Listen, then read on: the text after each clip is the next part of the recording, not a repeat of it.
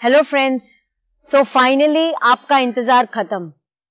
इतनी सारी डिमांड्स के बाद फाइनली अहिंसा वीडियो आपके सामने है। वेल, अहिंसा को काफी अलग अलग नामों से पुकारते हैं, जैसे कि humane milk, non violence milk, organic milk, A2 milk, kind milk, इतने सारे नाम दिए हैं। काफी अहिंसा फार्म वाले लोग ये भी कहते हैं कि हम गायों को बहुत अच्छी तरह से रखते हैं, हम गायों को खुले में घास खाने देते हैं, हम गायों को उनके बच्चों के साथ रखते हैं, हम उन्हें कोई इंजेक्शंस नहीं देते, हम उन पे कोई अत्याचार नहीं करते, हम उन्हें बांधते भी नहीं हैं, हम उन्हें बहुत अच्छी तरह से रखते हैं।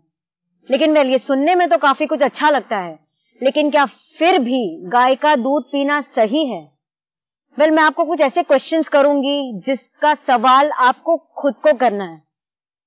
मैं आपको कोई रिलीजन या किताबी बातें नहीं करूंगी, ना ही आपको ये कहूंगी कि कोई धर्म में ऐसा लिखा है या वैसा लिखा है। वेल, मैं आपको सिर्फ कुछ ऐसे सवाल करूंगी जो आप खुद सोचकर खुद डिसीजन लीजिएगा। सो मेरा पहला सवाल है, तो गाय सच में हमारे लिए दूध देती है या हम उसका दूध लेते हैं? गाय दूध देती किसके लिए, हमारे लिए या उसके बच्चे के लिए? तो क्या आप गाय के बच्चे हैं या गाय आपकी मां है? करीबन 80 लाख प्रजातियों में से कोई भी जानवर या प्रजाति ऐसी है जो दूसरे की मां का दूध पीती हो, और वो भी बड़े होने के बाद? तो क्या आपको सच में लगता है कि गाय एक्स्ट्रा दूध देती है?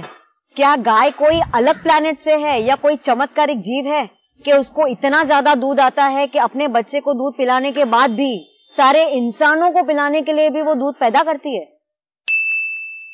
तो अहिंसा फार्म वाले ये कहते हैं कि वो गाय को दूध देने देते हैं, वो बच्चे को दूध पीने देते हैं आराम से, और उसके बाद जो भी एक्स्ट्रा दूध होता है वो निकालते हैं।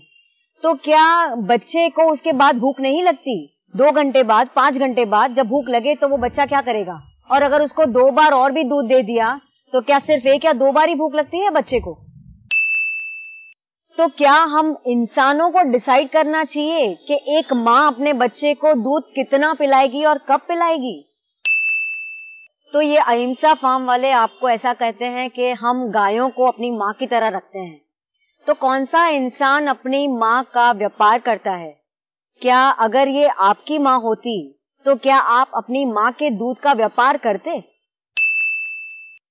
गाय को कंटिन्यूस दूध निकालने के लिए या तो उसको प्रेग्नेंट होना पड़ेगा हर साल, क्योंकि गाय अपने आप तो हर साल प्रेग्नेंट होगी नहीं। तो फिर कैसे करते हैं ये अहिंसा वाले? जैसे कि सारे स्तनपायियों को दूध आता है कुछ समय तक, वैसे ही गायों को भी दूध आता है 9 से 10 महीने तक।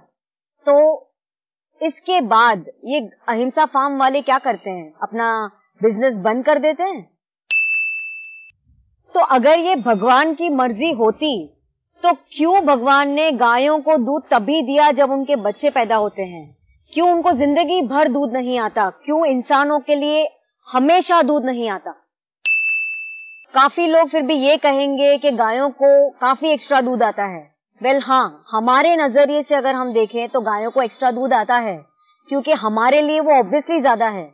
अब गाय के बच्चे को 20 किलो से करीबन 600 किलो का बनना है, तो उसे कितना दूध आना चाहिए? और इस हिसाब से अगर हम देखेंगे तो हाथी को तो उससे ज्यादा दूध आता है। तो क्यों हम हाथी का दूध नहीं यूज करते और हम गाय का ही दूध यूज करते हैं?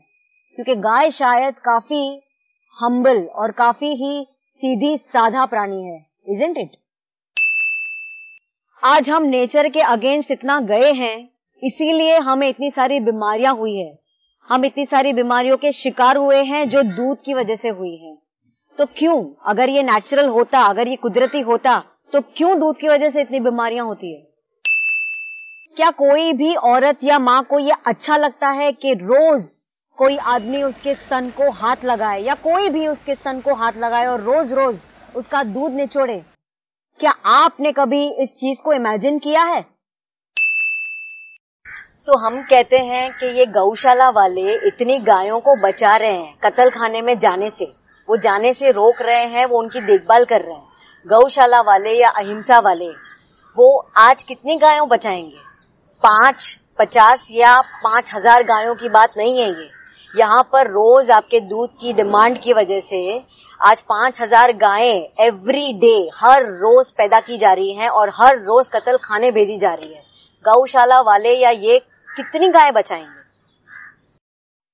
अब ये सारे सवालों के बाद भी काफी लोग एक्सक्यूजेस भी देते हैं। वेल, आपके इन एक्सक्यूजेस की वजह से ही आज India one of the largest exporter of beef है। हम हमारे टेस्ट को, हमारी आदत को छोड़ना नहीं चाहते और इसीलिए हमने ये वीडियो बनाया है ताकि हम गायों को इंसाफ दिला सके। आज हम इसीलिए लोगों को एजुकेट कर रहे हैं ताकि हम गायों को शांति से जीने दें। और वैसे अगर आप मेरी जगह पर होते और आप जानते कि इंडिया में किस तरह से गायों के पे अत्याचार हो रहा है, आप भी आज मेरी जगह पर आकर अवेयरनेस कर रहे होते। और इसीलिए हमने हमारा ये सीरीज बनाया है, डेयरी इज बीफ।